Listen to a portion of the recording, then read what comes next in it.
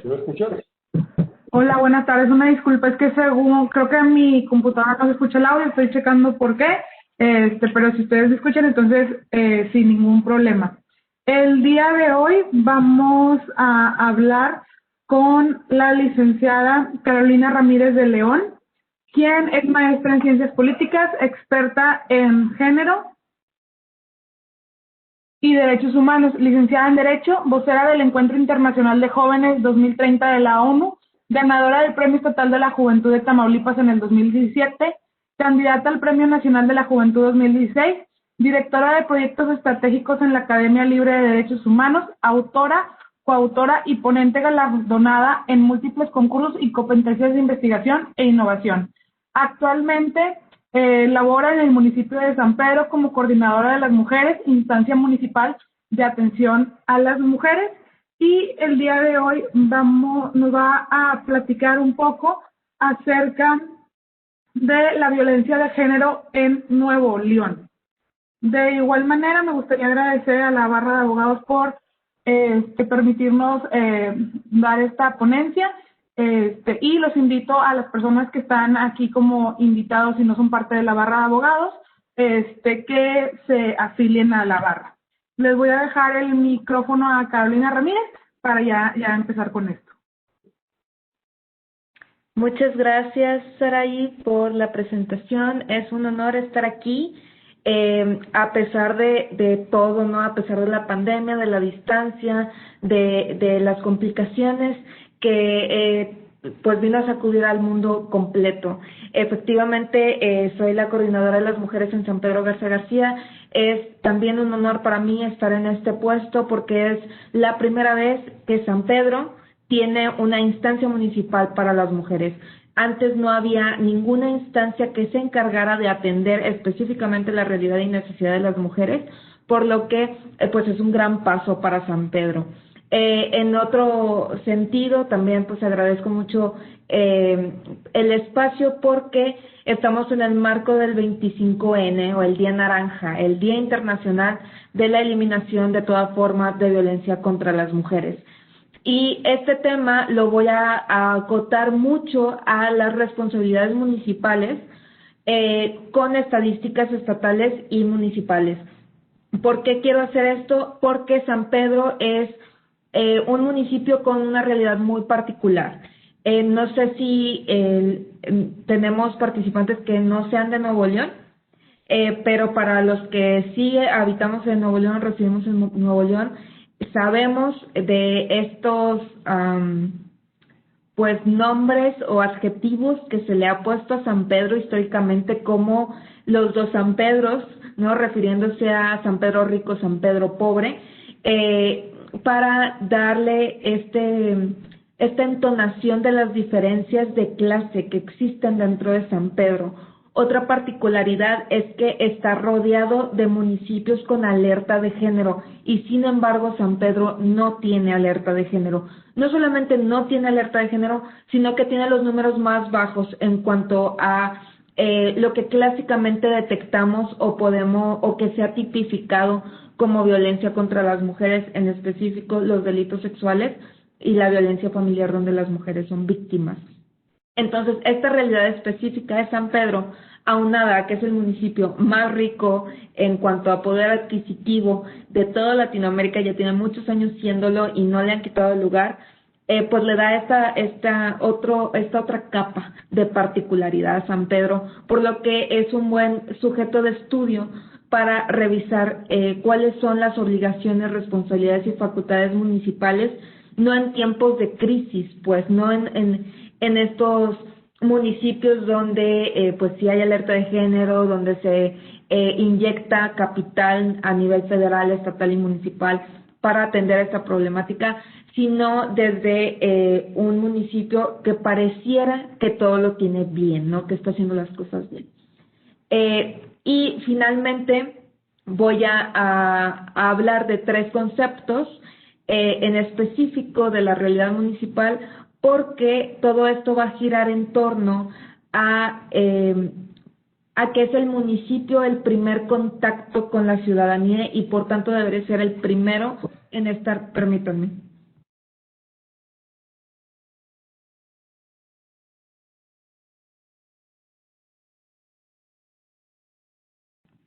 Disculpen.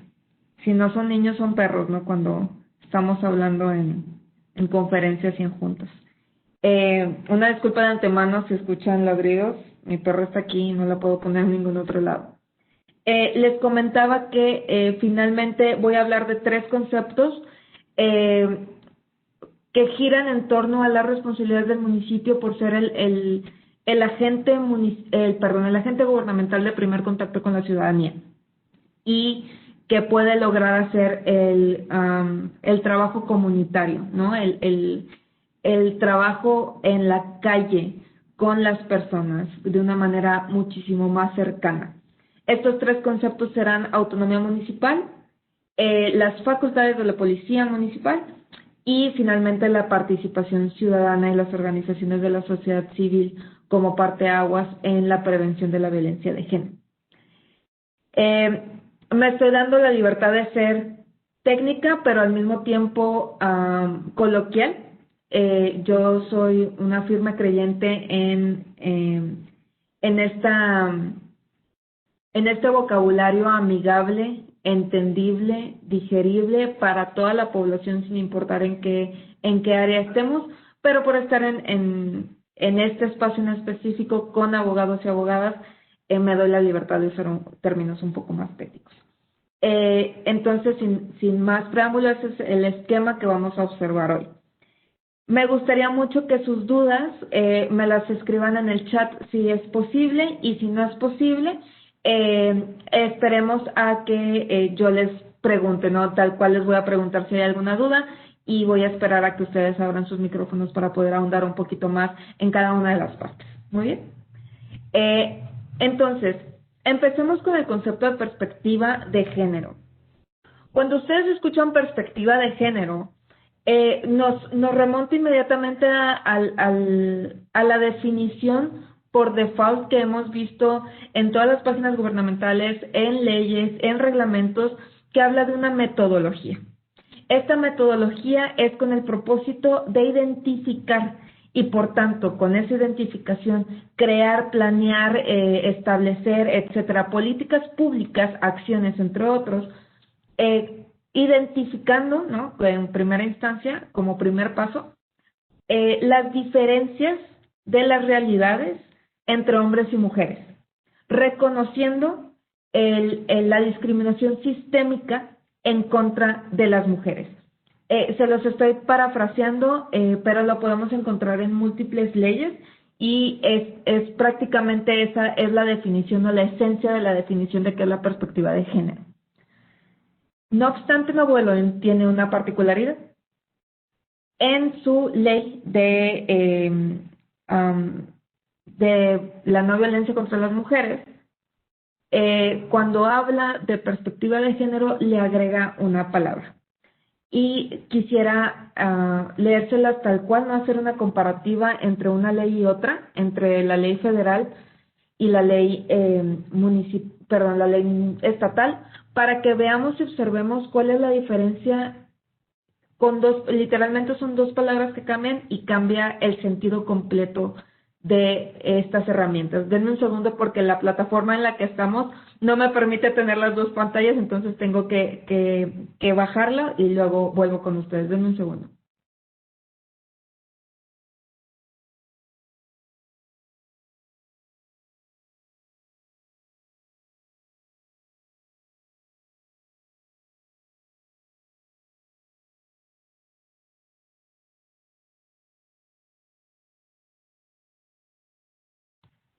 Ok, entonces la ley general nos dice, la Ley General de Acceso de las Mujeres a una Vida Libre de Violencia dice: perspectiva de género es una visión científica, analítica y política sobre las mujeres y los hombres, que propone eliminar las causas de opresión de género, como la desigualdad, la injusticia, la jerarquización de las personas basadas en el género.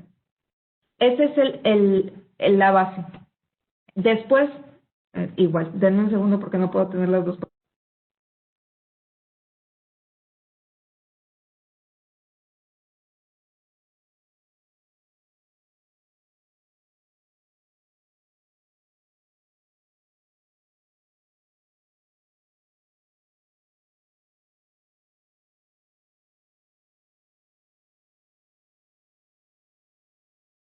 En la Ley General de Igualdad entre Mujeres y Hombres, también tenemos perspectiva de género. Y dice, concepto que se refiere a la metodología y los mecanismos que permiten identificar, cuestionar y valorar la discriminación y desigualdad y exclusión de las mujeres, que se pretende justificar con base en diferencias biológicas entre mujeres y hombres, así como las acciones que deben emprenderse para actuar sobre los factores de género y crear las condiciones de cambio que permitan avanzar en la construcción de igualdad de género.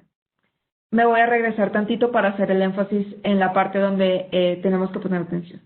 Es un concepto que se refiere a la metodología y los mecanismos que permiten identificar, cuestionar y valorar la discriminación, desigualdad y exclusión de las mujeres. Bueno, ahí me voy a quedar.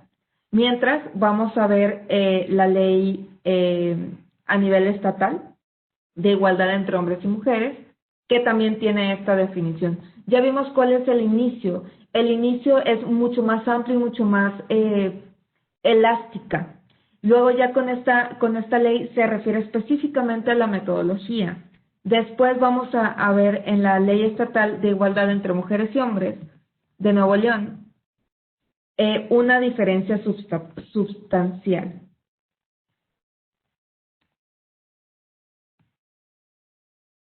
Entonces, la Ley Estatal, es que me di cuenta de otra cosa que también les quiero comentar. La Ley Estatal para la Igualdad entre Mujeres y Hombres también habla de perspectiva de género. Pero va a haber una diferencia y me gustaría que pusieran atención en qué es. La ley dice, concepto que se refiere a la metodología y los mecanismos que permiten identificar, cuestionar y valorar la discriminación, desigualdad y exclusión de las mujeres y los hombres, que se pretende justificar con base en las diferencias biológicas entre mujeres y hombres, así como así como las acciones que deben emprenderse para actuar sobre los factores de género y crear las condiciones de cambio que permitan avanzar en la construcción de la equidad de género. Entonces, hay dos cosas que cambian. No sé si las lograron identificar. En la ley nacional, en la ley general de igualdad entre mujeres y hombres, habla de discriminación contra las mujeres, de discriminación, desigualdad, etcétera, contra las mujeres.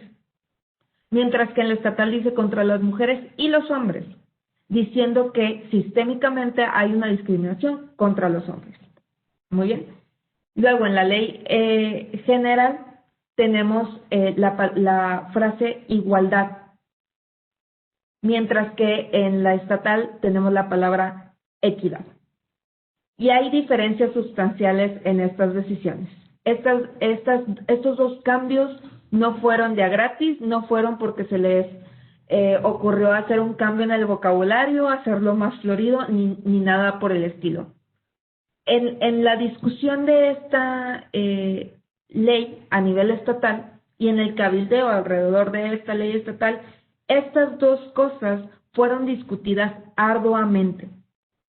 ¿Por qué? Porque cierta fracción, ¿no?, del Congreso decía que también existía discriminación contra los hombres de manera sistémica y por tanto la perspectiva de género tenía que considerar los dos géneros, ¿no? Entendiendo otra vez esta cuestión de género como un sistema binario y reafirmándolo como tal, ¿no? Mientras que la palabra equidad lo justifican desde una visión incluso más progresista que la palabra igualdad, diciendo que equidad es darle medicina diferente a una persona que tiene gripe a una persona que tiene cáncer, ¿no? Esa es equidad, mientras que igualdad es darle la misma medicina a una persona que tiene gripe y a una persona que tiene cáncer. Y esa lógica se ha desmontado muchísimas veces, ¿no? Desde las ciencias sociales y en específico desde la perspectiva de género como tal, porque no va por ahí.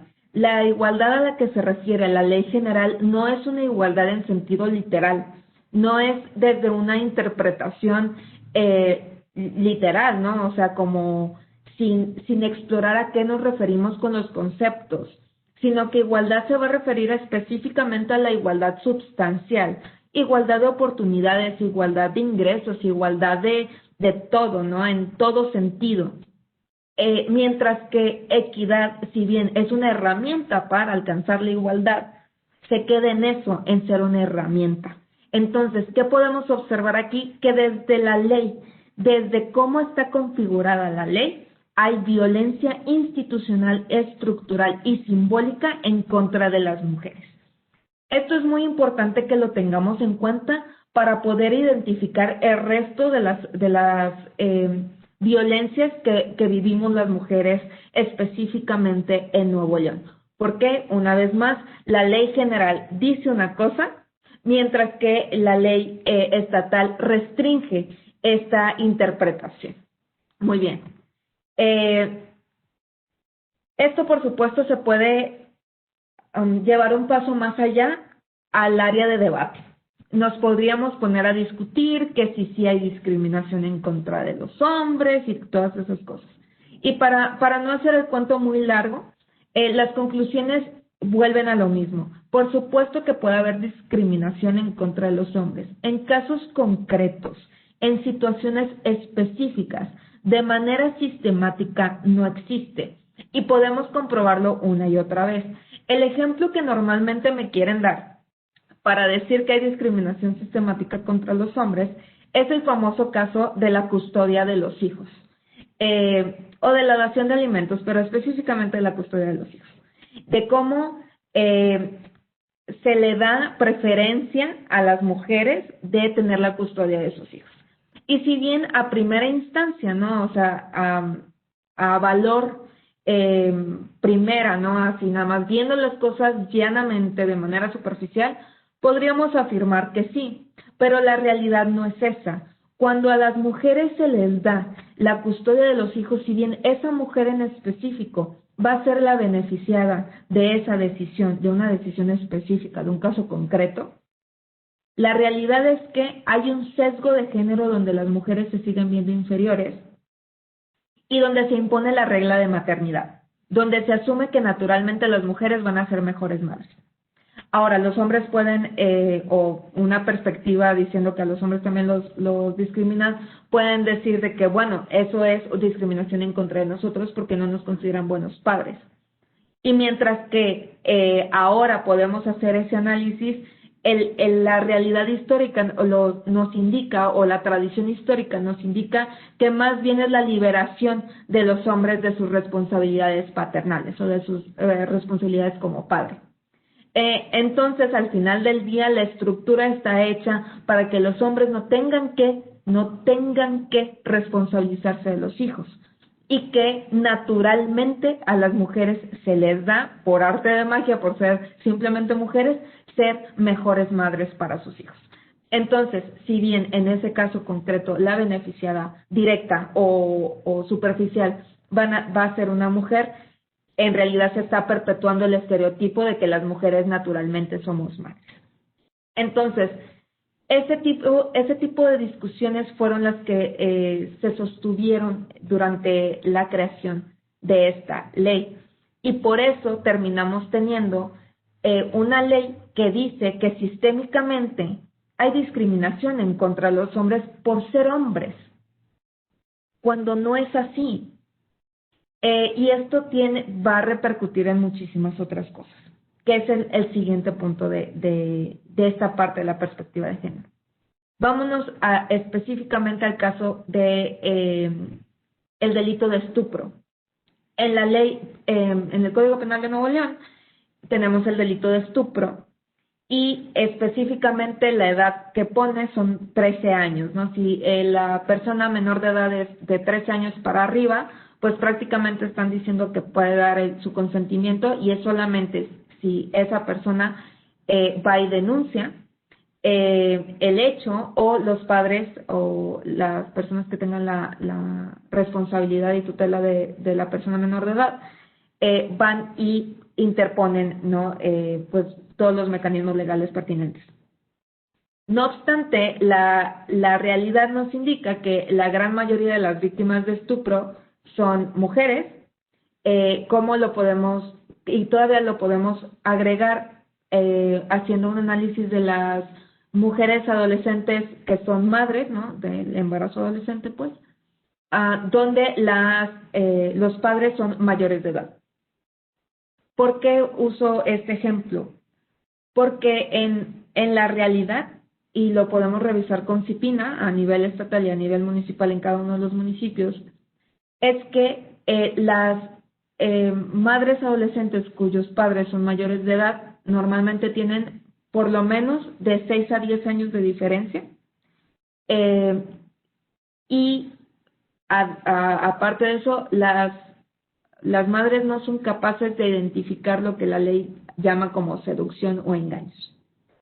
Es muy difícil de probar esta seducción y estos engaños, incluso si nos metemos de lleno a toda esta cuestión del grooming, etcétera, es muy difícil de probar, en primer lugar. Y en segundo lugar, no están considerando que otra persona denuncie el caso para que pueda ser investigado de una manera, pues, digna y justa.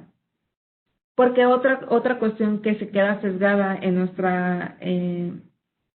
nuestro análisis es el excesivo punitivismo, ¿no? Que asumimos que todo tiene que ser punible de solo una manera.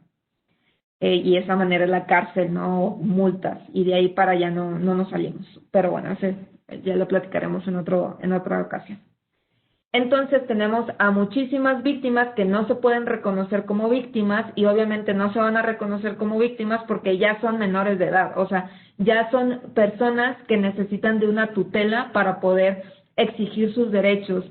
Y específicamente en el caso de estupro, los padres tienden a ser cómplices de esta violencia constante y esta violencia específicamente sexual en contra de menores de edad, donde la mayoría son mujeres y donde las consecuencias de este tipo de violencia son diferenciadas entre hombres y mujeres. Para las mujeres, las consecuencias de tener una vida sexual con una persona mayor de edad que tiende a ser hombre la pone en riesgo de muchísimas otras maneras, una de ellas siendo una madre adolescente que tiene implicaciones de salud, psicológicas, de salud para el bebé, etcétera, etcétera. Aunado a que ni siquiera se respeta la NOM 045 en cuanto a los derechos sexuales y reproductivos de las mujeres, sobre todo de las mujeres menores de edad.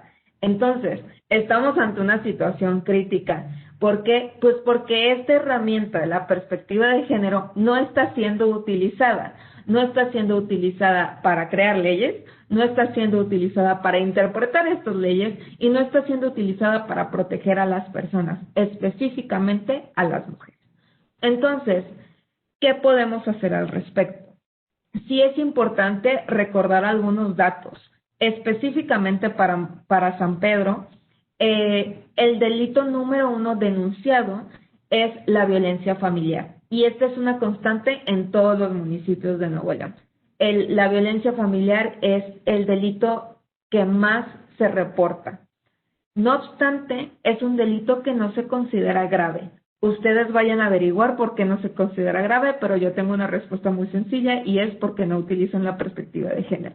Así de sencillo. Porque el 95% de las víctimas son mujeres. Y del 5% restante, porque siempre me dicen, entonces si hay violencia en contra de los hombres, pues claro.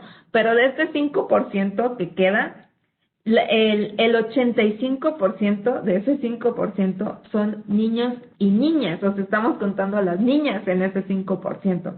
Es decir, del 100% que hay, el 95% son mujeres adultas. Del 5% restante hay todavía una fracción de niñas. Después tenemos a los niños, ¿no? Niños varones, y finalmente adultos mayores. De hombres adultos que no son adultos mayores, prácticamente no tenemos a nadie. Siempre me dicen esto de que es que no denuncian. Es cierto, y es una problemática que tenemos que atender, y los hombres, sobre todo con sus congéneres, tendríamos que crear mejores redes para poder denunciar los hechos de violencia familiar en contra de los hombres. No obstante, así queramos poner que 10 veces más de lo que sí tenemos reportado, no llega a ser ni una fracción de lo que realmente sucede en contra de las mujeres.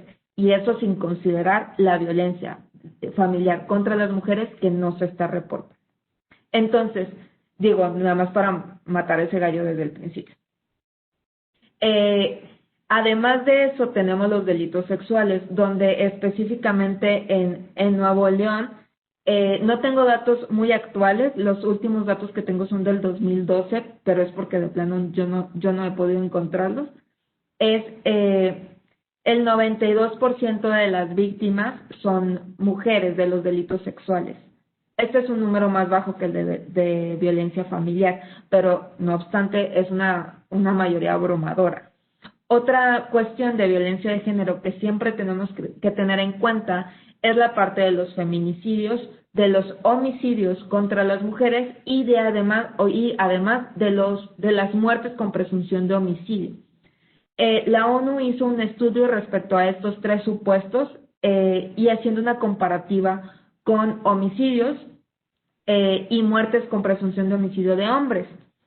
Y una cuestión que sí hace que me den escalofríos es que la forma de brutalidad o el nivel de brutalidad que se ejerce para uno y otro, sigue habiendo una mayoría muy evidente de brutalidad mayor contra las mujeres.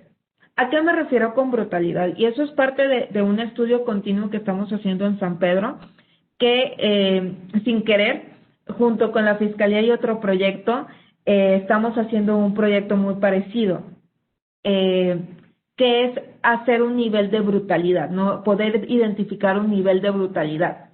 ¿Por qué? Porque eso nos permite hacer mejor gestión pública, mejor política pública, mejor atención y mejor respuesta. En específico, para las mujeres, hay una diferencia porcentual considerable.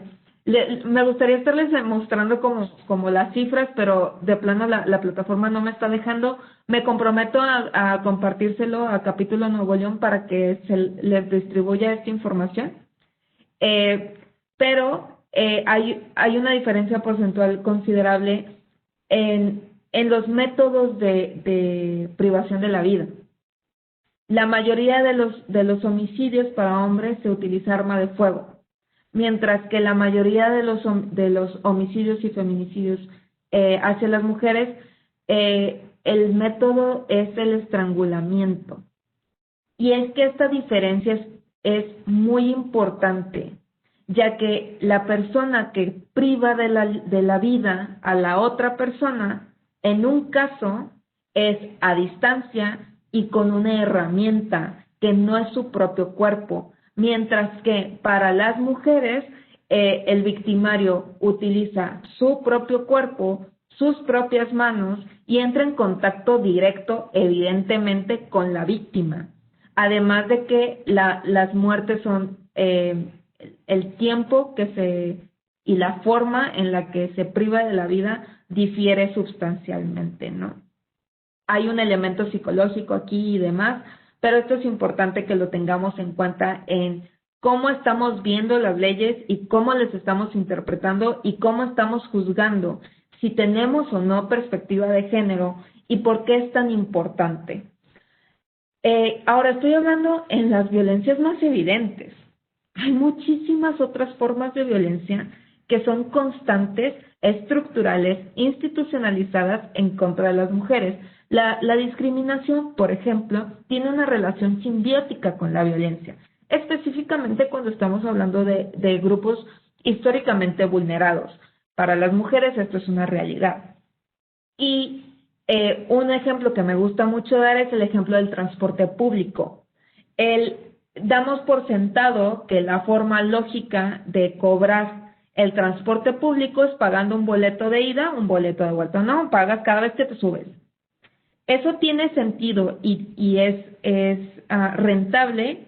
Bueno, no rentable, quiero decir como que lo puede pagar o lo puede meter en su presupuesto. Alguien que su realidad es levantarse todos los días, salir de su casa, tomar el camión, llegar a su trabajo, salir del trabajo, usar el camión y volver a casa, porque son 2 boletos nada más. En la zona metropolitana de Monterrey, por supuesto, esto puede llegar a ser muchísimos más, pero al final del día es de punto A punto B, ¿no? Muy sencillo. No obstante, la realidad de las mujeres, esa realidad de la que hablamos es una realidad que está muchísimo más compatible a la realidad de los hombres en Nuevo León y no al de las mujeres. Todavía tenemos en Nuevo León a muchísimas mujeres que no atienden esta realidad de levantarse, salir de su casa, ir al trabajo y volver a casa y se acabó. Para las mujeres es la jornada laboral formal, la jornada laboral informal, ya que muchas mujeres también tienen estos otros proyectos de emprendimiento o de esquemas no de negocio, además de su trabajo formal, más la carga de trabajo de crianza, más la carga de trabajo de trabajo doméstico, de limpieza y orden, más los trabajos de emocionales, entre otras cosas, ¿no? De administración del hogar, etcétera. Entonces, para una mujer es muchísimo más complejo o muchísimo más difícil que su realidad de todos los días sea levantarse, irse al trabajo y volver. Normalmente va a ser levantarse, dejar a los niños en la escuela, ir al trabajo, salir y entregar uno de los productos que está vendiendo por catálogo, regresar a su trabajo si es que puede, ir por los niños, ir al mercado, regresar, visitar a su mamá que esté enferma, darle los cuidados que eso requiera y luego ya volver a casa, ¿no? Entonces, de los 2 viajes, uno de ida, uno de vuelta, se convirtieron en 7, 8, 9 viajes.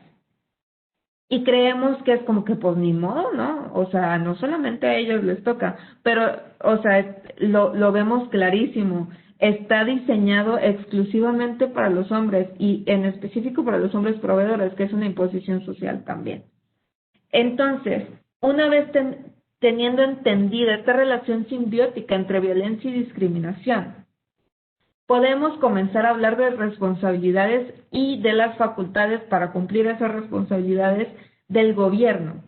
Para el municipio, dentro del derecho municipal, que sirva esta pequeña charla para denunciar que hay muy poco material que de verdad profundice y proponga más cosas en cuanto a responsabilidades y facultades municipales desde el derecho municipal, pues es que el municipio va a tener que ser invariablemente un agente primario, esencial y fundamental en la atención a la violencia de género. Sí, están las estructuras gigantes, pero al final del día, cuando a una mujer la están violentando en su casa o en la calle o en cualquier otro lugar, a quien le hables a la policía. Y la policía, por lo menos en Nuevo León, es municipal. Quien va a ser el primer respondiente es el municipio. Y todavía nos vamos a ir más arriba, ¿no? Y en cada uno de esos escalones vamos a encontrar problemas. Pero el primer escalón es la policía municipal, que tiene poco presupuesto, poca legitimidad, poca credibilidad, poca capacitación. Para el municipio de San Pedro esto no es ajeno, o sea, es algo que nos dimos cuenta ya hace años, donde se le invirtió una cantidad fuerte de dinero y de presupuesto a la policía para capacitarle. Pero específicamente en cuanto a violencia de género no se les capacita. Si acaso tienen una clase y realmente no tiene tanta relevancia en que si se gradúan o no se gradúan de la academia. Y eso es un problema, porque seguimos creyendo que esto es una optativa.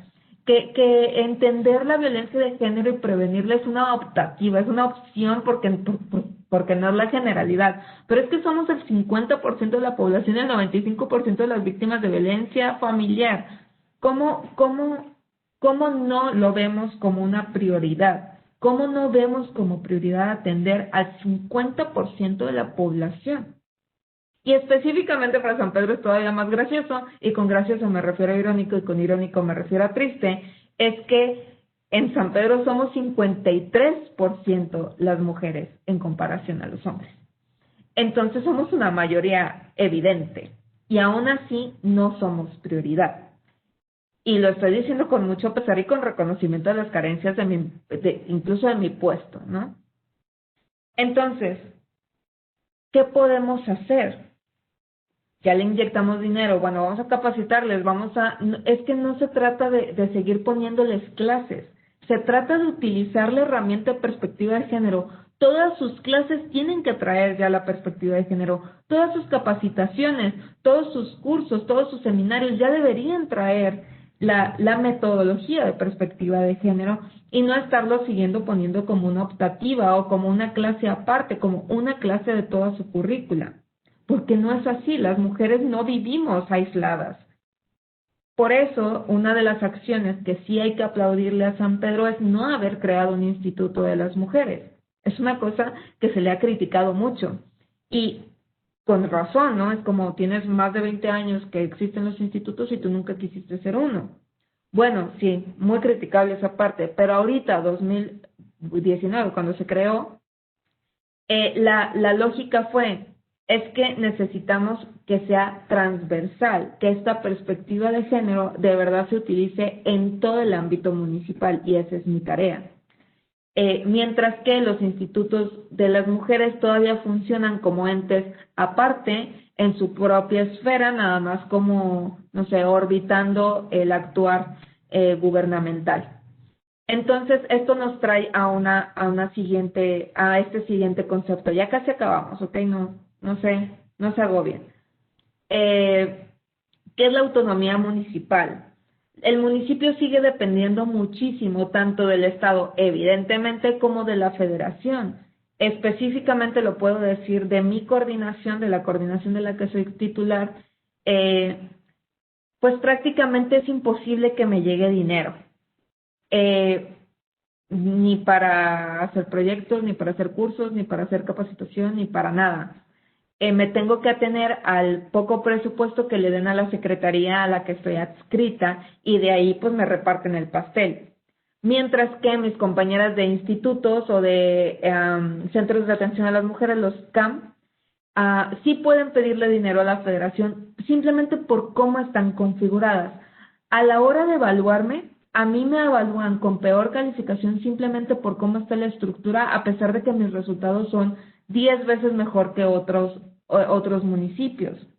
Y esto se debe, de nuevo, a la falta de perspectiva de género, pero también a la parte de autonomía municipal. Como no se respeta la autonomía municipal, no se están respetando las decisiones del municipio para atender este tipo de problemáticas. Finalmente, lo que nos puede ayudar a esto es la participación ciudadana. San Pedro es pionero en participación ciudadana, en presupuestos participativos y entre otras formas de participación ciudadana y de innovación ciudadana. Entonces, esta última herramienta de la participación ciudadana sirve mucho para subsanar lo que acabo de decir, la falta de capacitación de la policía municipal, entre otras cuestiones de la policía, y la falta de reconocimiento de la autonomía municipal. Y es porque, gracias a estos presupuestos participativos y a la participación ciudadana en general con sus consejos ciudadanos, etcétera, se puede incidir de una manera más directa y se pueden crear proyectos y conseguir presupuesto para ello.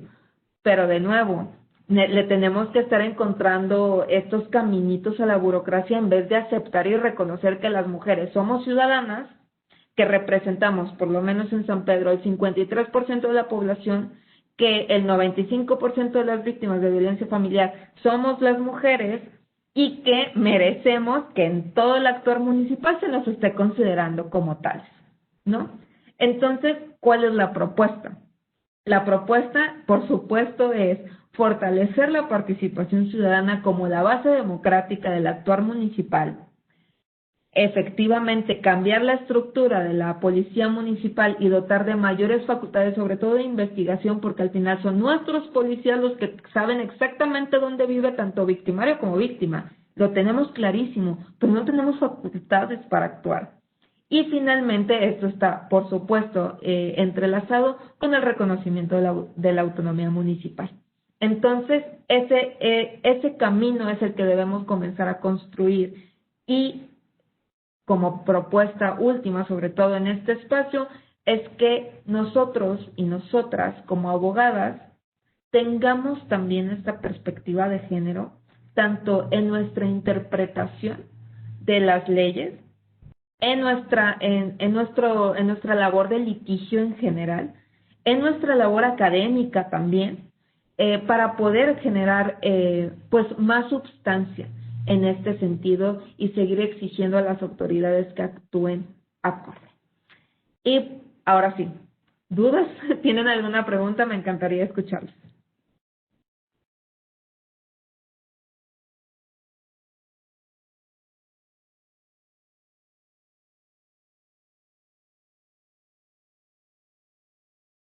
Yo ante el silencio asumo que no tienen dudas, que todo está perfecto, que les encantó todo lo que acabo de decir, o pueden abrir su micrófono y decirme en qué están de acuerdo y en qué están en desacuerdo.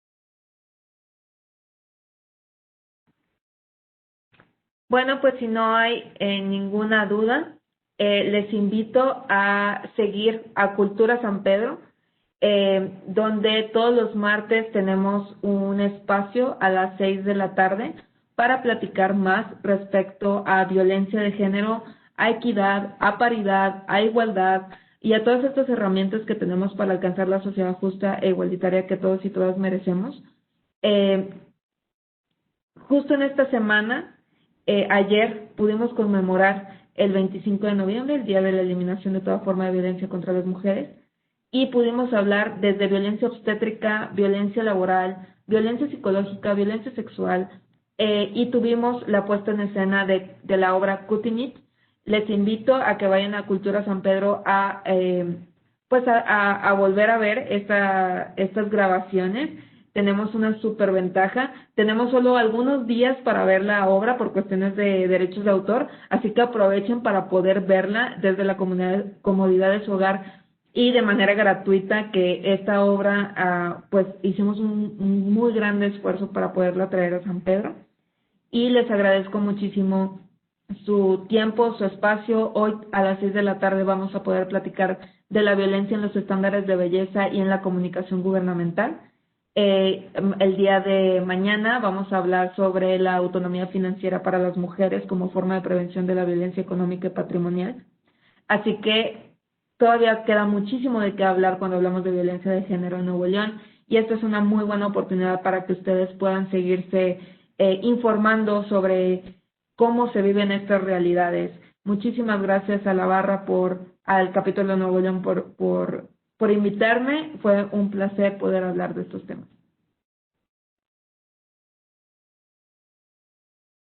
No te oyes, Sara.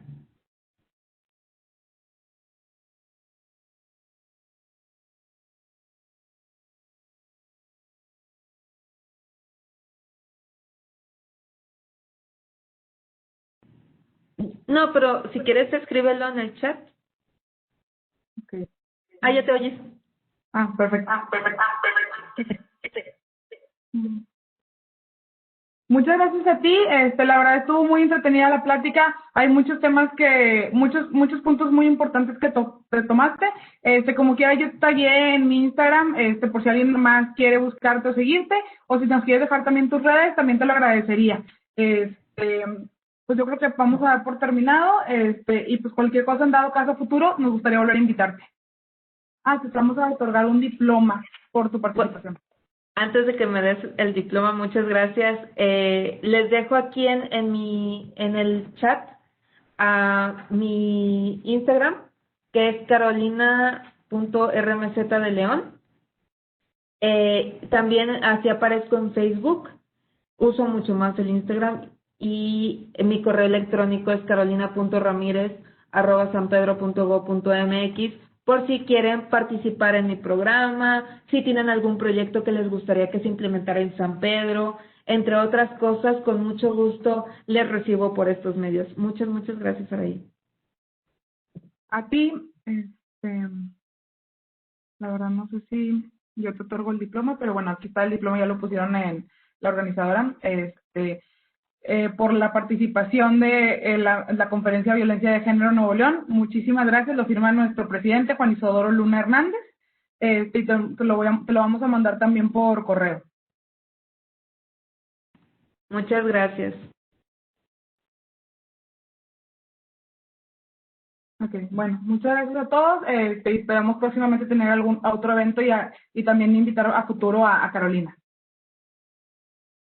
Con mucho gusto, desde ahorita les acepto sus invitaciones. Un abrazo.